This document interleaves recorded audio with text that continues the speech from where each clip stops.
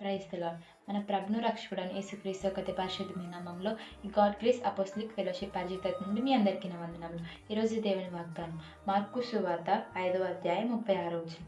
భయపడకుము, నమ్మిక మాత్రం ఉంచుము.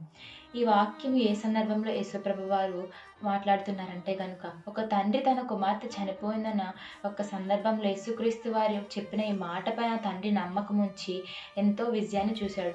అలాగే ఈరోజు ఈ యొక్క బైబిల్ గ్రంథంలో మనం చూసినట్లయితే పౌలు గారు తన ముందున్న సువార్త పరిచయలో ఎన్ని ఆటంకులు, ఎన్ని ఇబ్బందులు వచ్చినా సరే తన ముందున్న యేసుక్రీస్తు వారిని చూచి నమ్మిక ఉంచి నిలబడి తన విజయాన్ని పొందుకున్నాడు. అలాగే స్టెఫన్ తను రాళ్ళతో కొట్టే చంపేంత పరిస్థితులు వచ్చినా సరే తాను దేవుని పట్ల భయపడక నమ్మకం కలిగి ధైర్యంగా నిలబడ్డాడు. అలాగే మూడవదిగా పేతురు తాను చెరసాల్లో వేయబడుతున్న పరిస్థితుల్లో కూడా తాను దేవుని పైన నమ్మకం కలిగి ఏమాత్రం భయపడక ధైర్యంగా నిలబడ్డాడు.